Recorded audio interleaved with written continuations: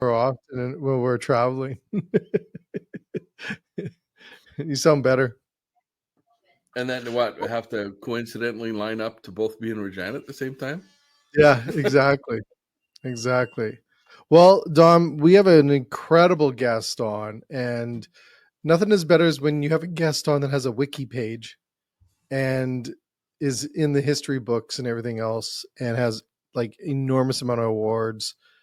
We've been having some legends on, and I don't know who gets more legend than our guest today. And I'm excited for everyone to hear the stories, hear his journey.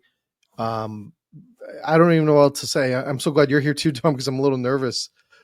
This is an incredible Well, chef me we too. have on the show. What? I'm nervous too.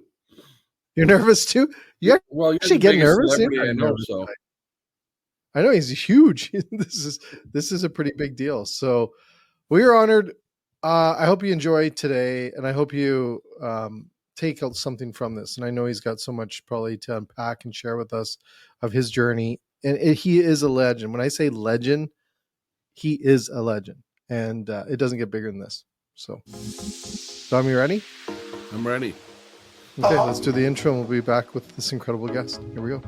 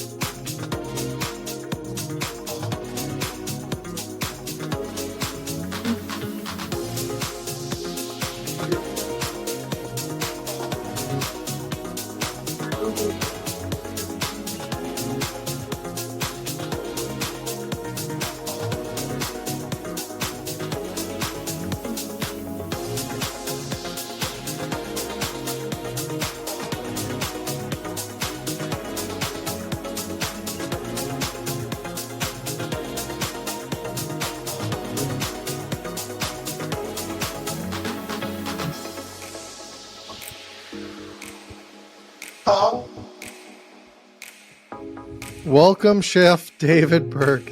Thank you so much for joining us. Hi, good morning, afternoon, whatever it is. How are you? Good, thanks. I'm very good. I'm very good. We are so excited to have you on our show. I'm blown away. Dom, look who we have. Yeah, very cool. Thanks for joining us. My pleasure.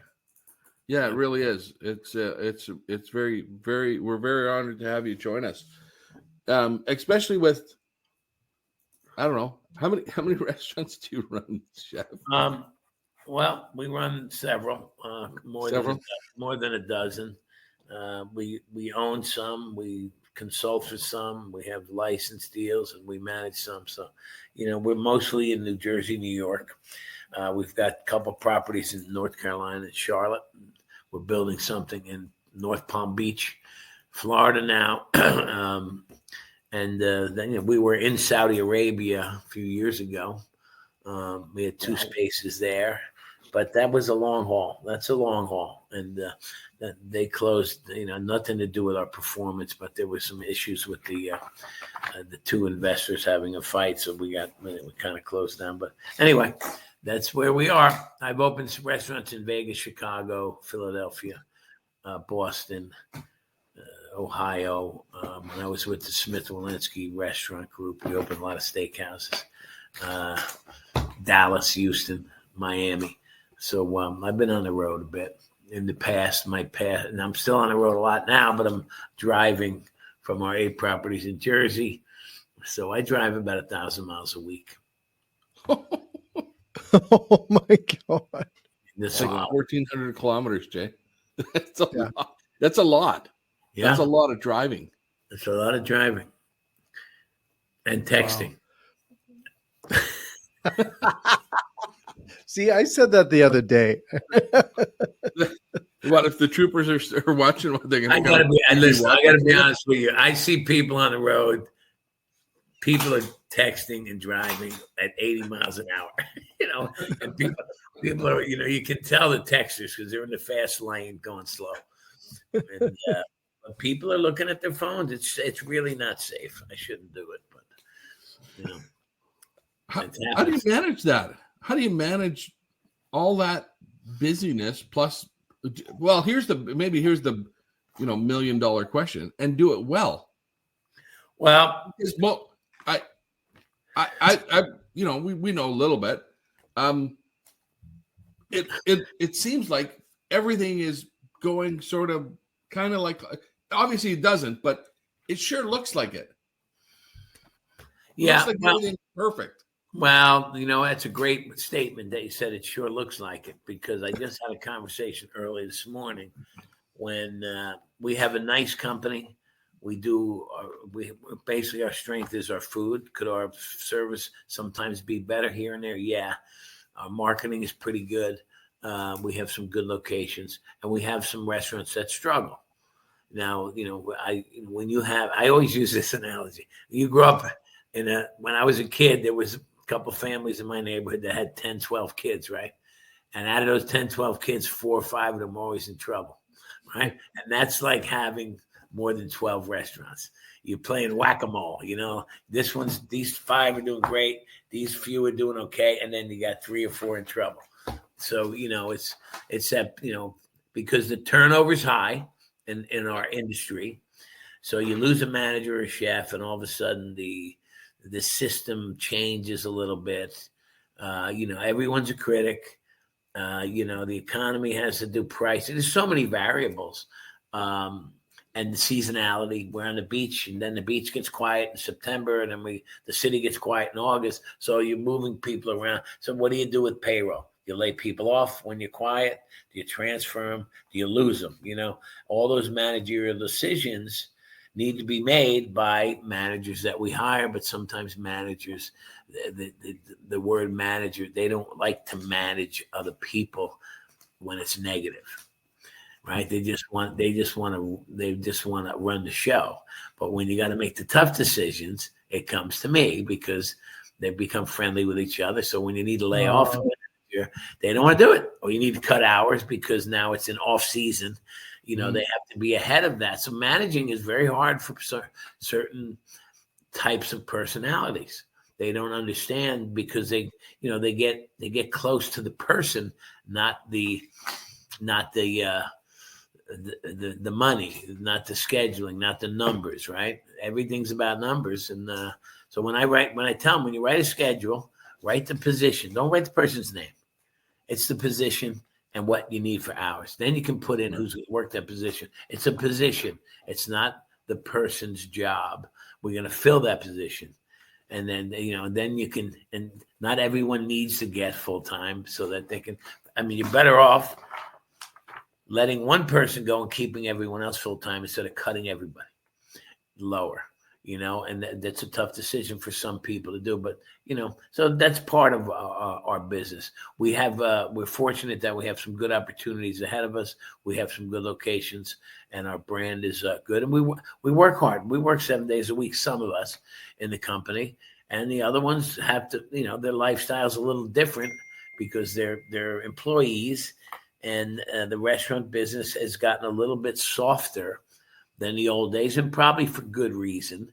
But, the 6-day work week is somewhat gone away, unless you got a real responsible person that says, I'm going to work 6 days until this thing is sorted out, or until I get the right sous chef, or until this or that, I got it covered. Those are the people that understand why they get a salary. And then you got people that, that don't answer the phone on their days off, which is crazy, because we're running a business. So, I'm just saying this because this is fresh. This is fresh of what I've talked about the first 3 hours of my morning already. You've been going for 3 hours already? I went swimming at 6:30, and I wouldn't say swimming, soaking.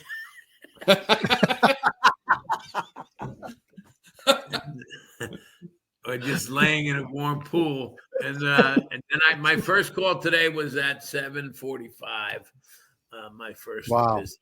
Yeah. So, and because of my age, I have an automatic alarm clock, which takes me to the bathroom at about 5. So we all have those, I Chef. don't look that old, but I have that same. Yeah, clock. We got that too.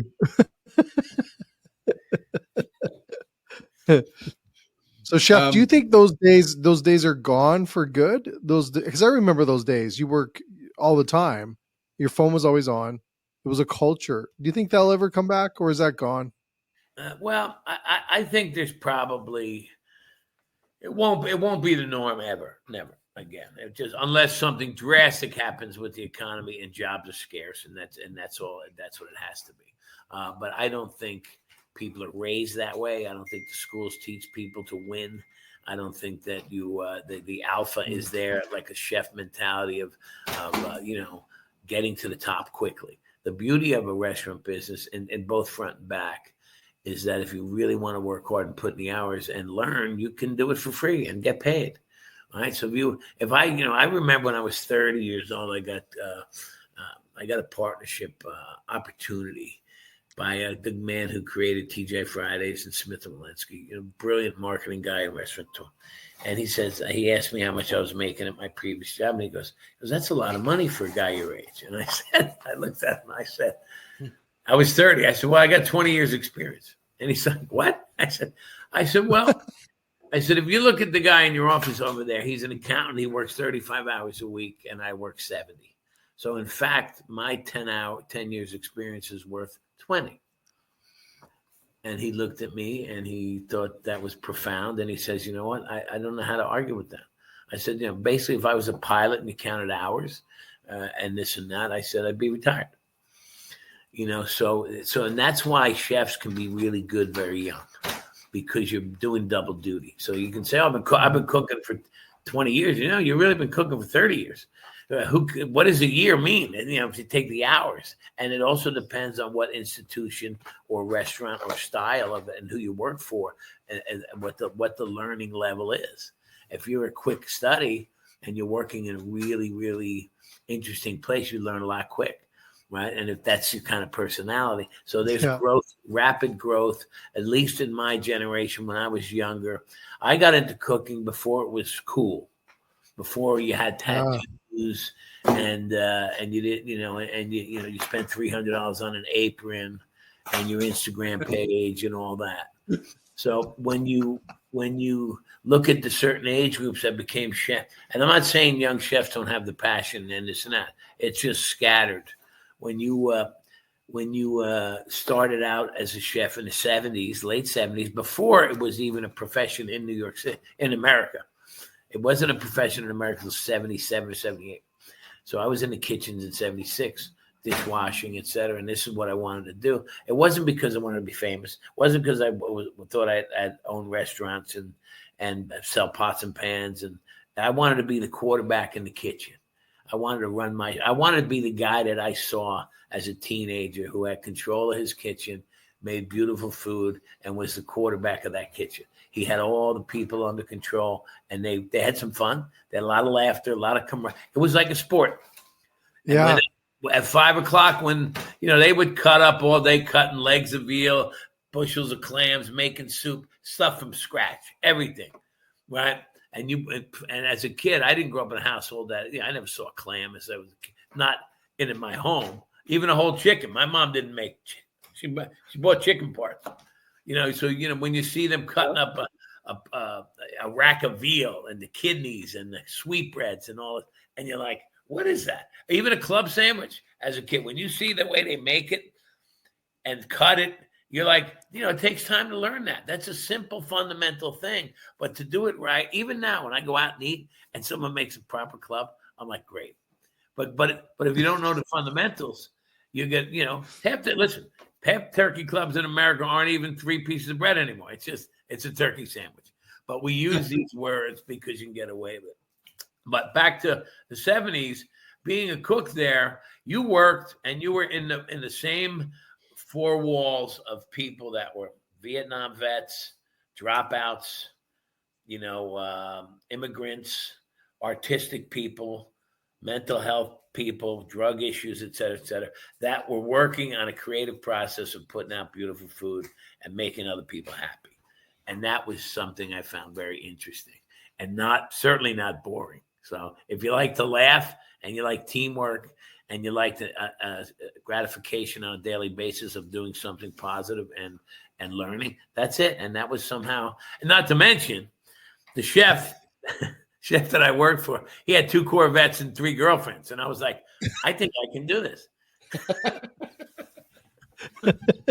2 Corvettes. Yeah. 2 of them. I used to wax them. I knew I was a dishwasher. I had to wash and wax them. And, was that your first job? My first job was a paper boy. How about your first job in college, like in food? My first job was a dishwasher, and my first job was a dishwasher, probably in 8th grade, or I was cutting lawns. But the summer between me being a freshman in high school and the summer between 8th grade and 9th grade, I was a dishwasher. The summer between freshman and sophomore year, I decided I'm going to be a chef. I quit the wrestling team. I was a really good 101-pound wrestler, because I was a short kid as a freshman, and I was good at it. But I was like, it's not. Listen, I don't want to be around. I'm not going to be I said to the coach, I'm not going to wrestle for a living. I want to be a chef. And honestly, he called me a fairy. He said, "What are you, some effing bum?" He used the other word. Yeah. What do you make, goddamn cupcakes? And I was like, I don't know, but I'm going to be a cook, a chef. And then I quit the team, and the team didn't talk to me. And he didn't talk to you? Well, he smacked me around up against the locker room, because that's what you could do back then. Yeah, especially a coach from a wrestling team, they can pick you up, and which was fine by me. I thought I got off pretty easy, because I was I was the varsity guy. I was a good, and then I pursued this. And people laughed. They're like, "Why would?" My dad included my dad. He's like, "Why would you want to work like that?" He goes, "You can. I was a AB student. I was smart. I graduated high school in 3 years. I was good at athletics. I was a likable guy." And he was like, "You can go do other things." I lost the screen. Well, I think that's my son recently said to me. He said, "Well, I said that to my son. I said exactly. I said, are you nuts? You want to go work in a kitchen?" I said that to my kid. I said, that's thankless hours for no pay, for hard work. And if you want to do that, then cool. But if you don't, man, this is going to be a long, hard life. Well, that's a lot of work to get good. To your point, the people that make it and do well are the ones that are going to stick it out and work. They just have to outwork everybody. But you have the opportunity to do that. Yeah. There's low-hanging fruit. We talked about this on our show. There is many, many, many opportunities in the food service world, because anybody who wants to work hard, there's a lot of work. There's a lot of work that needs to be done. Yes, there's a lot of work. There's a lot of leadership that needs to happen too, because that's kind of, I think that's fading in food service now. Well, getting back to my original point, before being a chef was cool and respected, you had people that followed a passion and got into it for, the original celebrity chefs, let's say, the Wolfgang Pucks and the older generation. They did this and paved the way, but they didn't do it because they wanted to be household names, because it didn't exist.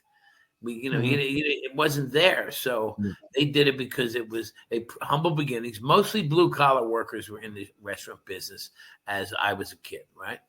You would, if you were a white collar kid, you went to college, and you didn't go to cooking college.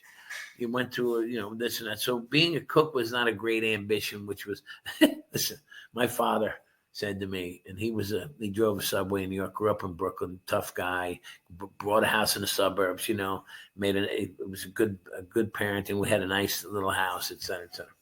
And so his dream is like to see his kid go, be a doctor, a lawyer, all that shit. Yeah. So when I tell him I want to be a cook, and I was a clever student. I had good memory, so I didn't have to study. And so when I told him I want to be a chef, he says, "Let's sit down." He goes, "We got to sit down." He goes, and he looks at me and he goes, "David, you might not know this, but I know you smoke pot." Good what? He goes, I know you smoke pot. Oh. And he goes, and I looked at him. He goes, I just didn't realize how much pot you smoked. He goes, you can't be thinking correct. He goes, there's other ways. He goes, you got to be. And I said, this way. He completely tried to talk me out of it. Now his name's David also. So when we put the first David Burke sign up on the restaurant in Park Avenue, and it was snowing out, he called my brother, and he said, "Make sure that snow doesn't cover my name." But that's the chance you take. So when you get back to the passion and the drive and the opportunity, and somebody seeing the light and being able to run after it, like my generation, versus somebody now, like when one of my customers comes to me and says, well, my daughter Susie, she wants to be a chef. She won the cupcake war in high school, and she wants to be a chef. And I'm like, okay, that's great. I said, tell her to come work for me for 2 months, 60 hours a week on her feet, holidays and weekends, no makeup, no nail polish, no dating. She's going to get home at 1 a.m. and then let me know how if she can, before you spend $200,000 on culinary school, restaurant manager, make sure. And if you're my customer in New York, they got a house in the Hamptons. So the girl works for me for 3 weeks and says, "Oh, chef, I can't work this weekend. My sister's coming home and we're gonna have a big barbecue out at the beach house." I'm like, "No, there's no beach house." I said, "Because if you don't work, I have to work, and if I have to work, you're fired." And that's when the reality sets in. My son was managing for me for a year. He never planned. I had one son who went to Johnson & Wales for restaurant management. He does social media for chefs, does a good job. So he's somewhat in the business, but he's not in the late night business.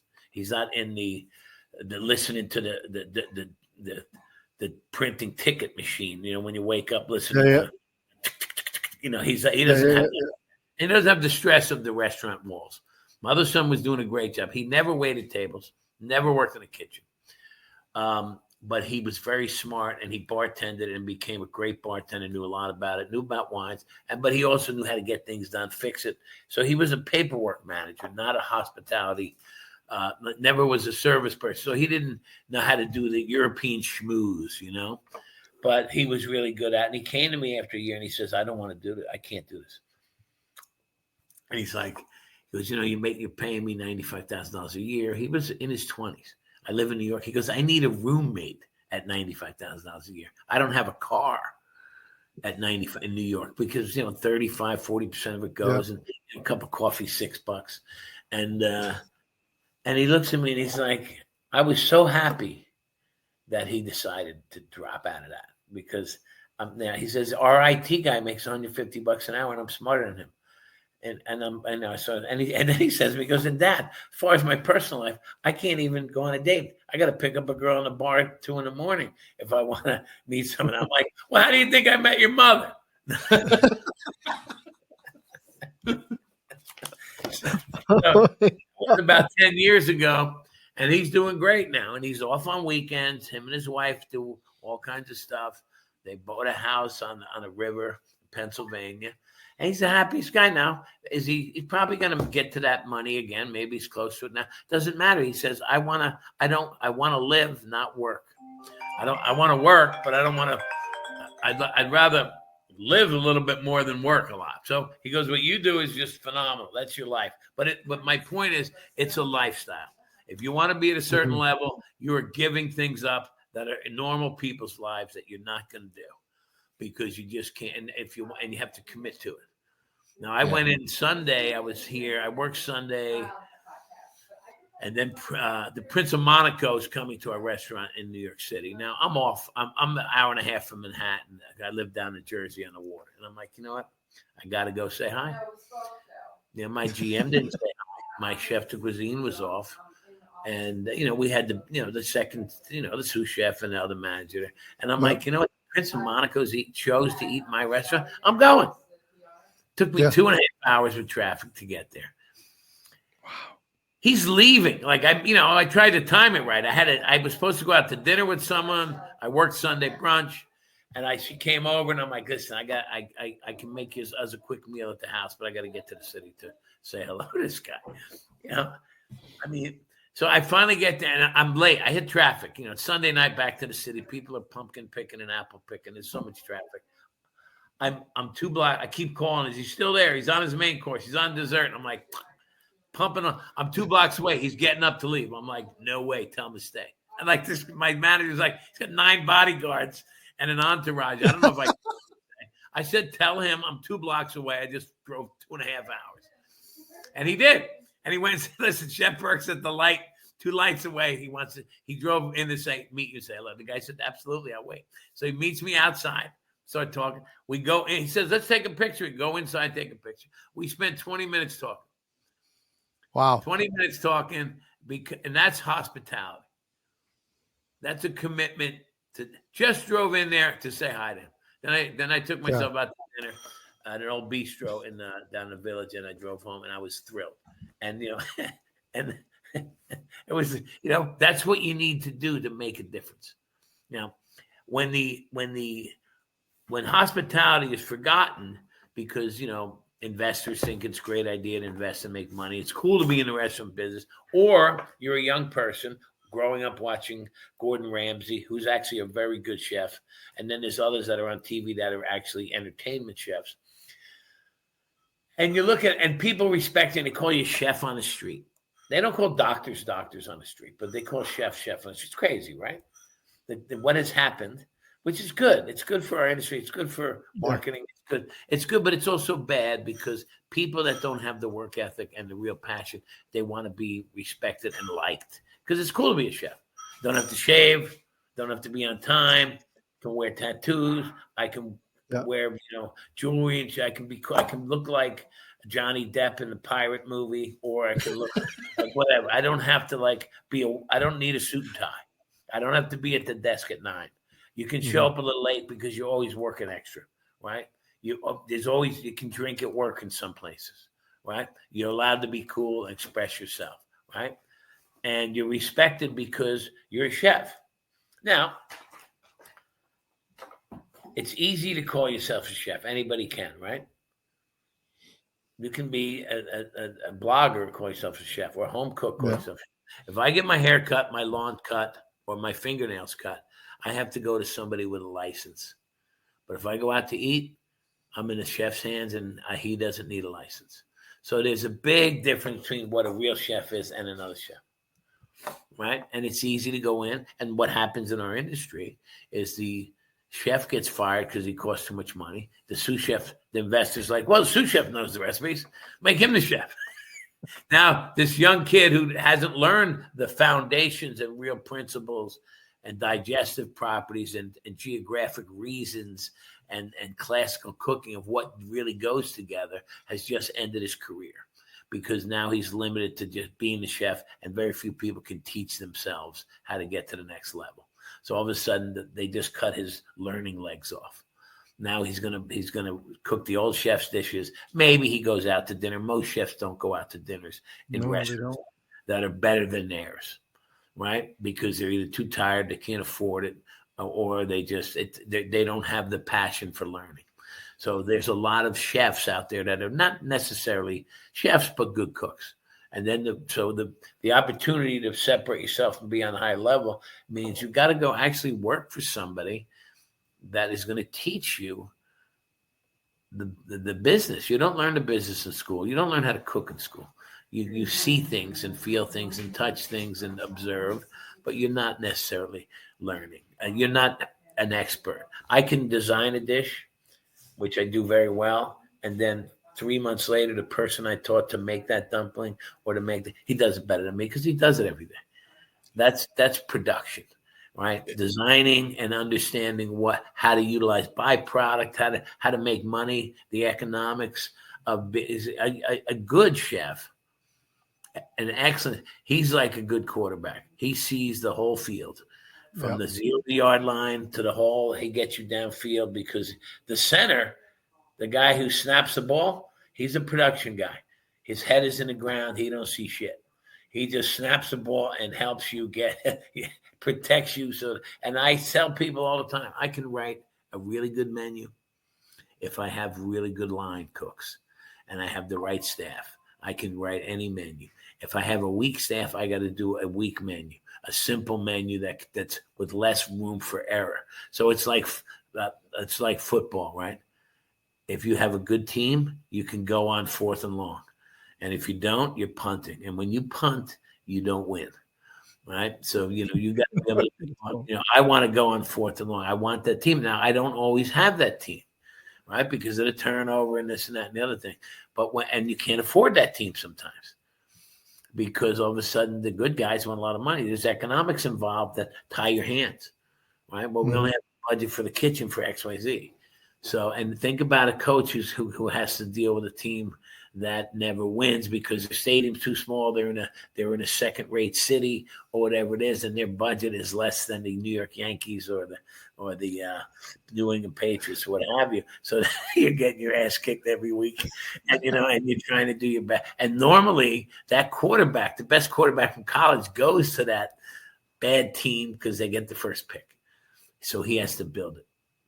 He has to build. So that allows the second-rate city with the shitty stadium.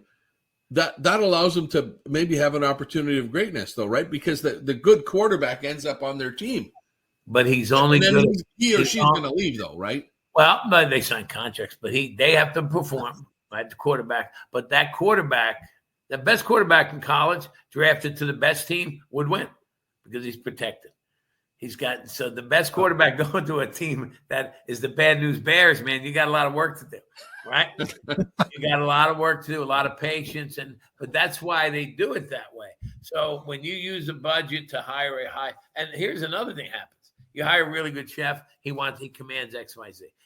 And pastry chefs are the best. You hire a good pastry chef, they need 2 sous chefs. I'm like, well, and that also the whole thing with chefs that don't understand how to do pastry. I'm a pastry chef as well.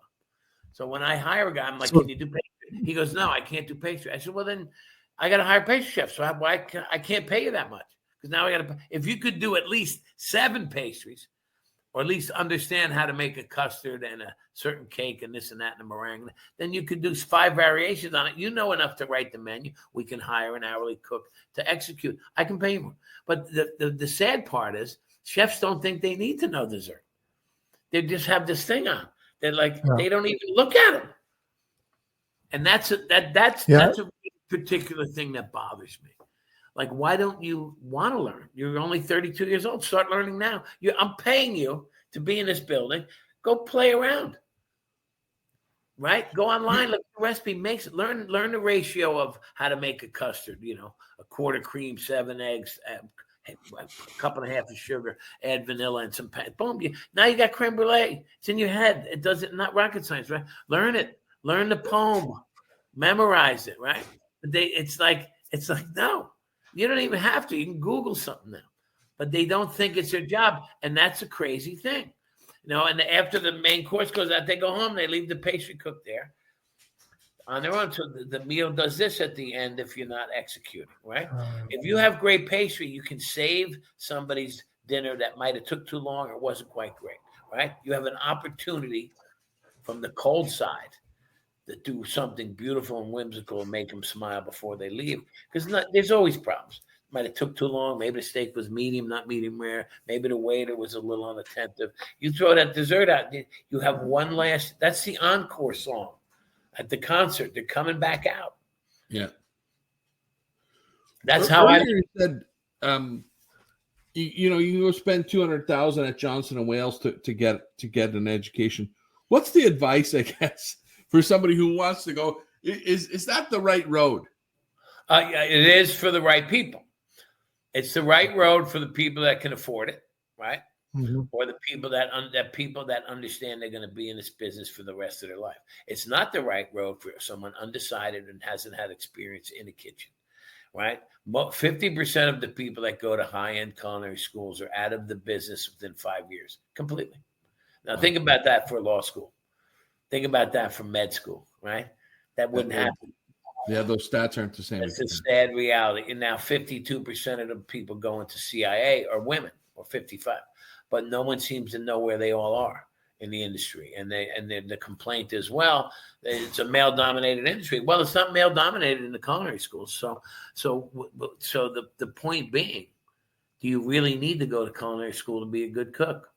Because honestly, I like school. I recommend it if the economics work for your family and you are going to really pursue it. But now all the schools are 4 years. I went to a 2-year cooking school, cost me $30,000 when I was, that's how old I am. But because it wasn't popular. For Canada, that like way back, that was a lot of money. Of course it was. Well, it was a lot of money to be a cook because you didn't make any money when you got out. So the return on your investment is not really there, right? You spend $250. You can. My daughter went to law school, so we spent a little more money, but she comes out and makes $100,000. A cook comes out and makes $40,000 and works 60 hours. Yeah. So, and gets yelled at. Exactly. What's the? I guess I got a couple questions, but what's the advice to a chef or a cook or somebody who's running a restaurant? What's the advice to help them? Like a couple things that says, here's how you get better. Here's how you make your business better. Because that's a challenge everybody's facing now. Is for all the reasons you mentioned earlier. But what are the couple things that they can do to make things better for their business? Well, you got to analyze things. You got to be in the building, right? You got to be there. There's people that, and I know that because when my name's on the doors of most of our restaurants, and when I'm there, it's, even if I'm not cooking, just standing there, it's better because there's a sense of authority. People are on their toes. But you got to be there. You got to analyze. You got to teach. You got to pivot. There's a lot of things you got to do. You got to market. You got to work hard and be ahead of it. And you got to, when something is really good, you let them know. When something's not right, you let them know. So it's a full-time managerial job. So you got to wear that happy hat, and you got to wear the discipline hat. And sometimes, not all what a customer sees might look wonderful, but behind the scenes, it was a struggle and it wasn't correct. Right? So you still got to put that smile face on and say goodnight and goodbye. I happened to be very lucky last night when I was out of gas, physically out of gas, not my car. And I went to my last restaurant before I went home. And there was a couple, there was a few VIPs, and I'm glad I went. One of them was a realtor I know. He was in there on his 30th wedding anniversary where he proposed, and when it was a different restaurant. And you know what? I just sat with those guys and we took some pictures, made his night, had a good time. And that's the touch they want. We took some pictures, put it on Instagram, and it made it a special evening. I sent them out a few specialty items and a nice cake and all that. But you got to throw. It's hospitality. People have to leave feeling good, feeling that you wanted them in their restaurant and you appreciated them being there. And sometimes with modern technology like Open Table and the reservation systems, there's no human contact. You make a reservation on your phone. Then some hostess who doesn't really care who you are, who's a college girl or a boy or whatever, they say hi. And the ownership and the management and the authority isn't even interacting with them. Then it gets put into a waiter or waitress, server's hands. So you have different servers. Some are better than others, obviously. And then they get their meal. So if you don't have the ownership handshake and the hospitality of trying to make sure people know that you appreciate them being there, that's the fundamentals. Usually it boils down to fundamentals and proper service, proper hospitality, cleanliness, pricing, execution, all that comes into play. When you run a restaurant, I remember my first stereo, I bought one in the 70s, right? It had like 45 knobs on it. I had no idea what each knob did. But you know what? You keep playing with those. No one knew what to do. You keep playing. The restaurant has 100 knobs, and you got to play with each knob till you get the music right, the lighting right, the bathroom right, the smell right, the valet parking, the menu printing, the size glass, the ice cubes, the garnishes, all of that. Every night you got a checklist of all these things, and then the food, the specials, the price, so there's a lot to cover. And people, you look at the show The Bear, right? It's on the Yeah. which people were talking about. I haven't heard much about it lately, but I watched the first 2 seasons. Haven't seen the third. That people like, is that really real? I said, that's nothing. That's not. I said that's soft. I said we had a waiter had a heroin overdose in the bathroom in North Carolina the other day. Took him out on a stretcher. They Narcaned him, and he came back the next day looking for his tips. Just another day at the office. Yeah, that's Jay. I think we talk about that a lot. We like on our shows. We talk about that a lot. Is like, yeah, the basics have to be there. And I think what a lot of people that get into the restaurant business for sure don't understand. It is so many things have to be right. You can't just have good food. You got shitty service, you're screwed. That's correct. And if the waiter is hungover or not good enough, or they're over, there's no teamwork involved. Waiters, servers, whatever, they work for themselves. They don't come in with fear. A lot of them are part-time. They didn't go to school. A good server is super valuable. Don't get me wrong. They don't necessarily always know the menu. But you need them. Right, and and the good ones are super valuable. Don't get me wrong. And then you have some that you put your business in their hands, and they're the ones talking to customer. That manager needs to be on top of that, because that's one bad experience. People don't go back. If you go to a doctor's office and you wait an hour and a half, you still go back to that doctor.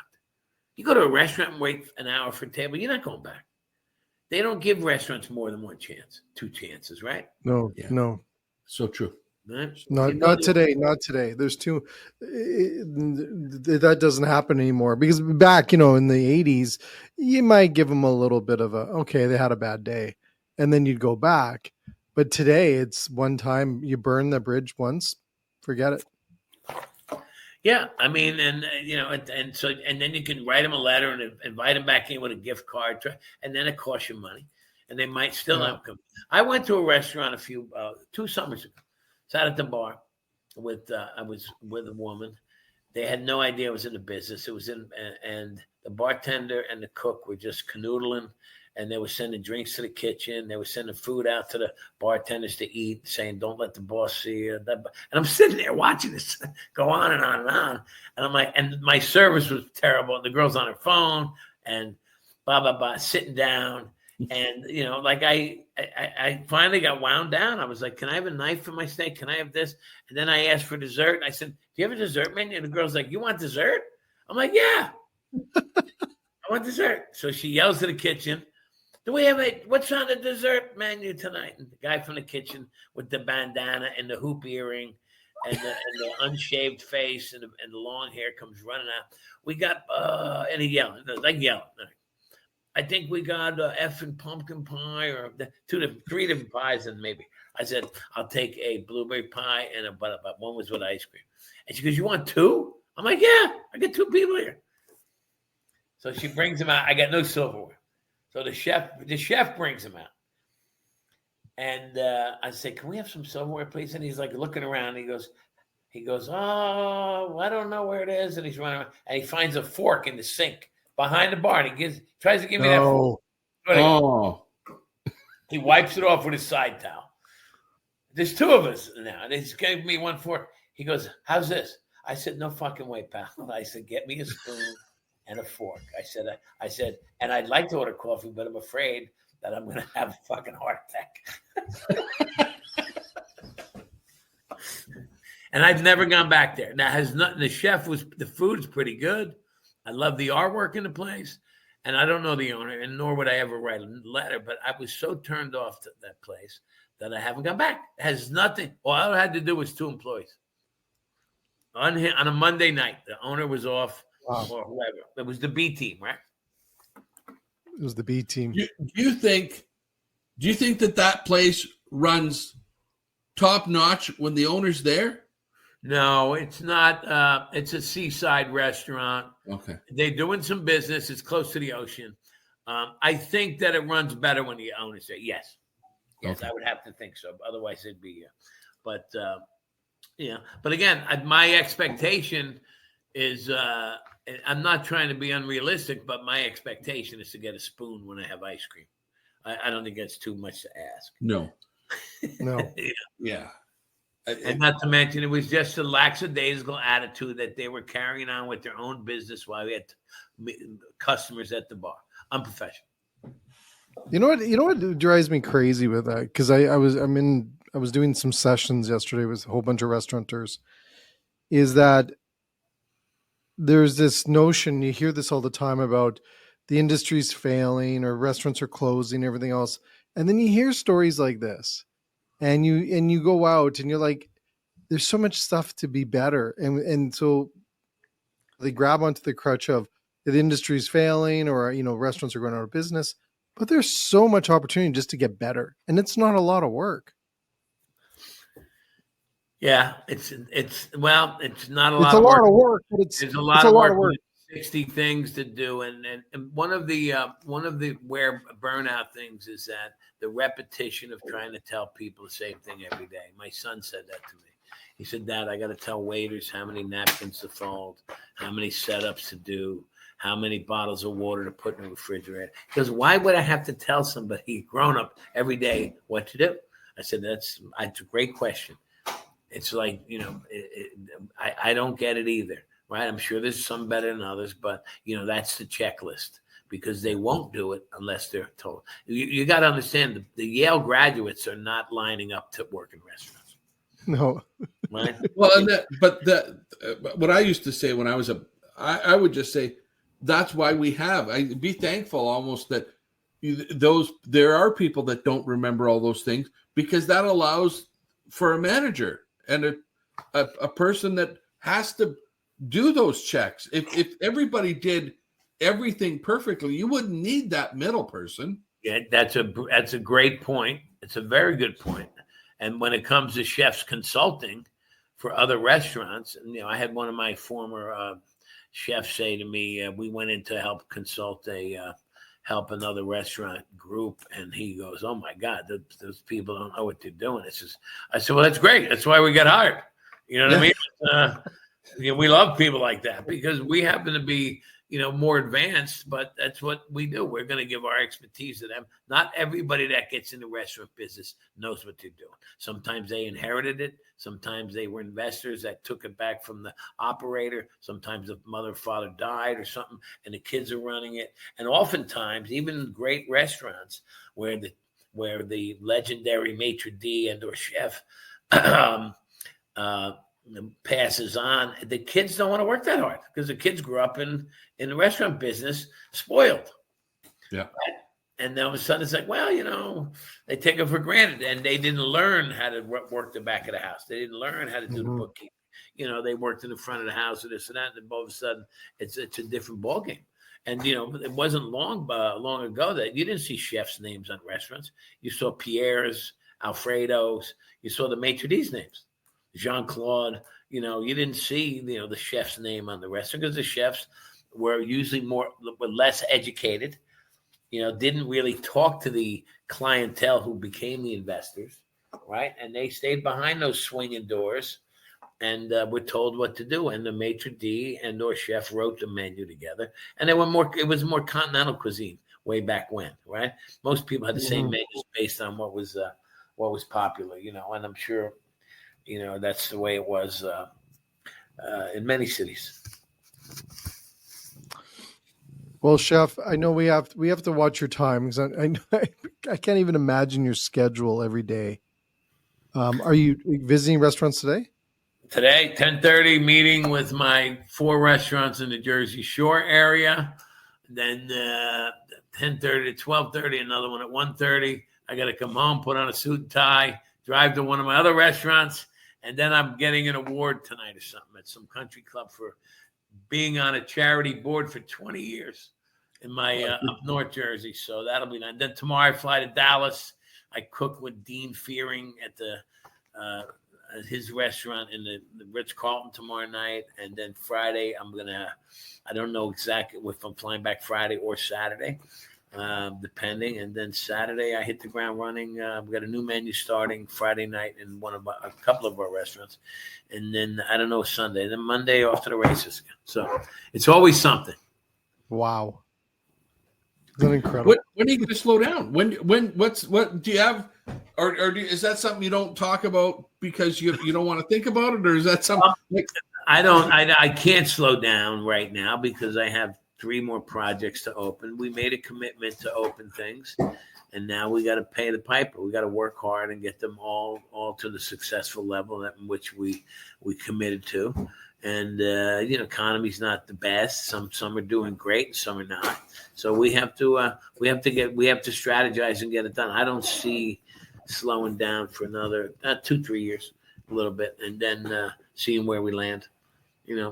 I think we're very aggressive. We opened a lot of restaurants in the last 5 years, and they have to mature. Some of them need a little spank and a little polish, and some of them are on their way.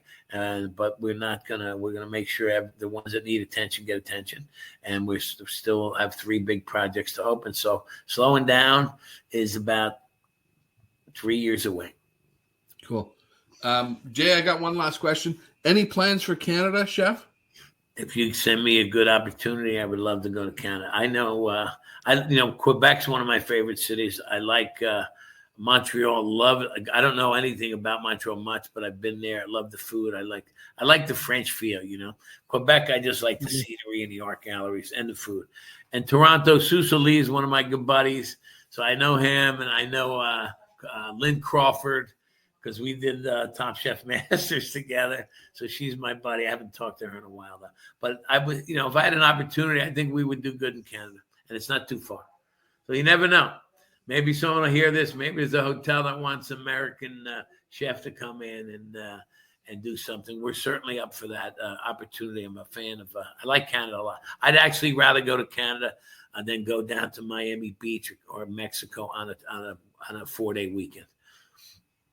Cool. That's awesome. Well, we welcome you in a second. Hopefully there's people that are listening. We have a lot of listeners and a lot of watchers that I think when you say one more question. You've expanded a lot in the last 5 years. Is that, and the economy's been tough, COVID, blah, blah, blah, all this stuff happened in the last 5 years.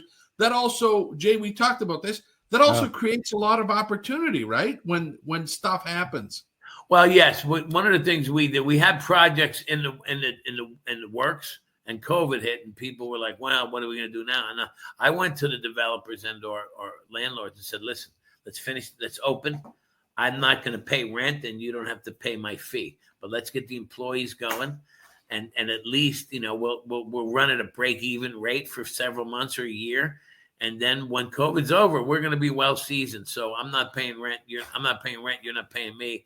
And we'll see where the chips lie. We did 2 or 3 projects that way, and they're all open. Well, you got to give and take, and that's teamwork. And that's what we did. Good for you. Yeah. So that's good. And that's, you know what? I think that the cool thing about that is that shows also commitment to the employees. To your point, it gives everybody a chance to slowly ramp up because things weren't always so busy then. That's an awesome opportunity. Sorry, one more last question. It's okay. Are landlords that forgiving now and that cooperative now, or is there like more greed coming into this from the landlord? It depends on the landlord and what their perceived value is of the space, and somewhat of the relationship. But most landlords some of them are distant anyway, and it's to them, they don't care if they're renting a restaurant or a shoe store. They just want they're just all about the numbers. Yeah. Other landlords are like, I'd rather have a 20-year tenant that's a good guy, pays his rent, even if there is a hiccup, than changing. I've always been under the impression that an empty store for a year is not giving you any rent. And if you add that loss to what the 20-year gain, is, again, but I'm not the landlord. And again, some of these buildings are run by bigger companies. So the person-to-person thing isn't even there. Some people never even met their landlord. They talk on the phone or email, and that's the deal. Mm-hmm. My landlords happen to be partners. Some live upstairs in my buildings. and we're listen, we're fair operators. We don't steal, we don't cheat, we don't lie, and we work hard. And that combination alone is pretty hard to find in the restaurant. It's crazy. Yeah, I call it just good, clean, honest business, right? I think that you're right. That's missing. And probably, to the landlords, some of them, to their credit, they've been burned, and that's hard to believe that there's people out there that want to just do good, clean, honest business. Right. Well, that's the way the world goes. So yeah, luckily we've and you learn as you go. And again, sometimes a property just doesn't work. Okay, whether it's maybe there's not enough parking, it's on the wrong side of the street, and the traffic goes the wrong way. You get people don't want to walk upstairs to the dining room, and you got to know when to say, you know what, this dog don't hunt. You know what I mean? It ain't gonna work. And that because of the egos that are involved in restaurants and chefs, it's okay for Babe Ruth to strike out 700 times, right? But it's not okay for a chef to close a restaurant, right? So you got to put the ego aside. You know what I mean? And and so you can't win them all. You can try, and that's a valiant effort is always good. And when you learn something about on your mistakes and failures, that's part of the process. That's why they always say. I always listen to older guys and girls about in business because they've been through stuff. When somebody says something to you that's successful and older, they're not saying it to slow you. They're telling you through experience. Like, hey, don't spread yourself too thin, or make sure you take some personal time off, or or be careful, or why. I remember I did an article on an interview in one of the papers, and they interviewed me about my art collection in my house, and one of my partners was like, why would you want people to know your business? I said, I don't know. Because we're chefs. We like to be, we like PR. We like publicity. He goes, yeah, but he goes, now people know you got an art collection. He goes, when I grew up, we never talked about what we had or what we didn't, because it was our business. I said, okay, that's different from me. But as I got older, I realized, he makes some sense. He makes some sense. He was one of the chairmen of Bloomingdale store. Nicest guy too. Chef, do you paint? I try. I do. I try. I would like. That's my bucket list of things to do. I don't know how to sign my name the same way twice, but I have a good eye for art, and I think I would get pleasure from taking a couple little classes and learning how to do it.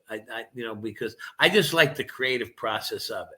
Like when I see these guys online and they have this swing with this paint swinging over like a 10-foot canvas, it amazes me. I love it. I just think there's a process there. I had a canvas recently, it's hanging up, and I was going to do some sketching for my Red Horse restaurant, and I wrote on it in different colored markers, like a horse. Oh, a horse walked into I used the F word, bar, asked the effing bartender for a drink, blah, blah, blah. And another horse walked in the bar, and then the bartender said, why the long fucking face? It was just like some stupid thing I did in a radio. And then I wrapped the whole thing in yarn because I had this yarn. And now you can't see what it says unless you move the yarn back and forth. And to me, and it hangs in my house, and people are like, I got some expensive art too. Some of the masters and some blown glass, and people are like, nice. Hey, what's that? They're like, hey, what's that thing? they're like, oh, I made that. They're like, bullshit. I said, yes, it's just a silly thing, but that's what art is. It allows the other side of your brain to relax. I think so. And when you make something, and even if listen, I'm not trying to sell the thing. It just reminds me of that rainy day. It's a souvenir. And when I travel, I usually buy art or sculpture. I took my son to Colorado to look at a college years ago, and I bought a sculpture. So when I see that, and people ask, where'd you get it? It reminds me of that day, Yeah, I love that. I have a painting degree, so I'm a painter. Yeah, and my paintings were car buffers. I use car buffers on canvas with acoustics and powdered metal. What's a car buffer?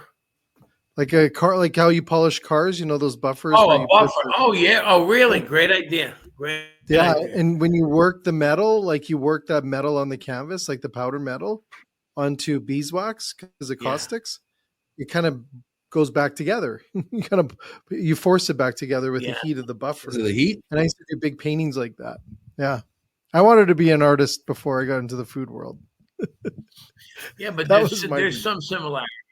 Yeah. There's some similarity. Oh, I support the absolutely. local art. I used to blow glass. I took some lessons. I've met Chihuly. We always put some glass and stuff in some of our restaurants. I'm amazed. It kind of soothing to me when I read an art book, even though I don't know much. Like I can't paint and I don't have time to blow glass. But I used to blow sugar in pastry school. So when you work with your hands, you're a little bit more, and we're not afraid of heat. But I see. I admire painters and artists because sometimes they don't make money, they struggle, and they stick it out. And they have. Is it kind of like chefs? Do you get the same feeling as when you make a nice dish or you make a nice pastry? Do you feel inside the same when you make a beautiful dish like you would looking at a nice piece of art or something that draws you to that art? 100. Yeah, 100%. I saw an oyster we made for a new menu yesterday, and I visualize everything in my head anyway. So I have this Kodak memory, and I can say, "Here's what I want." And if somebody executed right, it's like, wow. So I have that ability because I've been cooking for so long, and I've created so many things. And I saw an oyster that had curry tapioca pearls, mint, and really small diced beets, and rock shrimp, and some green herbs on it. And boy, was that beautiful last night. So that's something, we were doing Instagram food before Instagram, but that's the artistic side of it. Now, the only thing missing, and I told the chef, now we need texture. We need something crunchy, right? So we're going to put lotus root chips on top of the oysters as we serve them. So when you eat all that, that's together, you take a beautiful lotus chip that looks like a sand dollar or a starfish, and you eat that. And that's artwork. That's the process. Yeah. That's building art. And edible art. But then there's, we hang bacon from a clothesline. That's art too. That's a design dish. It doesn't always have to be pretty to be art. It just has to be interesting. And to me, somewhat sensible when it's food. It could be architectural, but it has to make sense. And the real masters of cooking, when they see somebody else's work, just like artists. I remember Michel Richard, he passed away, great French chef. He was a pastry chef. I could see a picture of a dish on a magazine and know it was his before I read the article. And when you can do that, then you have a style, right? Then people will know that looks like a Burke dish, or that looks like Jean-Louis Paladin, or that looks like a Sousali, or that looks like, but you have to be at a certain level and pay attention. Now with Instagram, a lot of people are copying, but before that, you had to go to somebody's restaurant and eat it. Right. And there was a certain style, and that's part. If you have a style and are recognized for it, you've done something important, or you're really good at it. There's a few guys in Canada. I have a cup cookbook of this guy, Joe Beef. I don't know if you know him.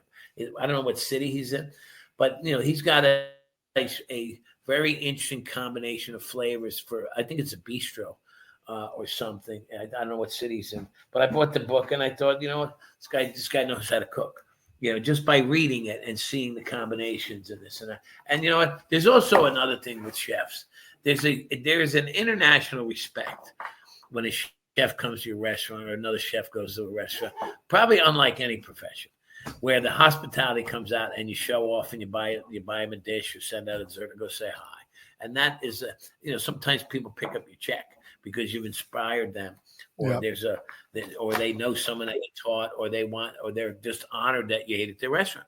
And that's one of the best things about being a chef, or one that is recognized because you made an impact.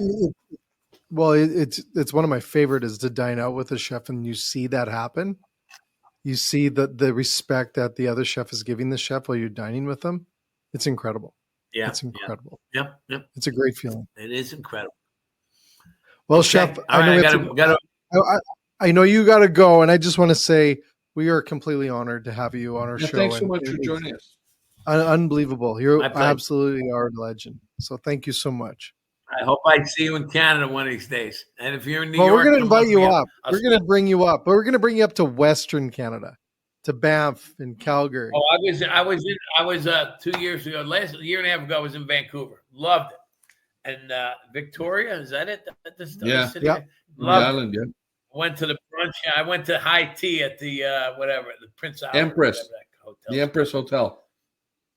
Yeah, that was I love that, and I had some pretty good meals in Vancouver. I was on a cruise. I worked with Holland America, so I didn't have that much time. But anyway, I'd love to get out there. And I used to play roller hockey. I'm not an ice hockey guy, but I can roller skate. See you later. Bye-bye. All right. Thanks, Chef. There you go, Dom. There, Jay, you got another batting a 1,000, eh? Isn't that incredible? Yeah. Yeah, what a cool story, right? But I wish Monty was here with us right now to say, hey, you need these old school guys to teach discipline and to teach. I know. I agree with the you. basics and say, Fully agree. no, you shouldn't have your effing cell phone on the floor, you goof. I know. It's not okay. You look at this. Those attentions to detail are huge. The attention to detail that happens to hit that level. And you know what? I don't know, he mentioned 20 or 30 things when he was talking. It's probably like 230 things, right? That have to be. 100%. So it just comes naturally to him. Yeah, exactly. So awesome to hear. And unbelievable. Excited that there's still that there's still that opportunity, right? That they're growing and that they're out there. I think for, like you said, like if it's gonna happen and you're gonna do it right, then there's a chance of success. The greater chance, obviously. You know what I find interesting is that he goes to all his restaurants still. Like he makes an effort. Like, listen to his schedule. And I'm sure a lot of people at that level may not do that. It may not go and hit the ground and go out and be a present or go visit those places. And you wonder why he's one of the top chefs in this country, in the world. And he still does that, right? Like he still does that. So we can take a little learning from that. I think independent operators, everything else. One of the top chefs on this planet still goes to all his restaurants. Yeah. And he doesn't have just a couple. He's got over 20 some, right? And he's flying all over and he's doing all these different things. Think about that. I think it's that whole thing you have to. I remember in university, they said, whatever you get into, submerge yourself so much that you almost drowned yourself in it, and then you'll be good at it. And I'll never forget that. Is like, and that's learning it, getting through it, toughing it out, everything else. But he bleeds this industry, and it's in his DNA, and it's incredible. I'm blown away to have him on our show. Blown away. And I love listening to these people that have the backstories and the history behind them. I'm so glad we're capturing that because it's precious. Yeah, it is. It's pretty cool. It's pretty cool to have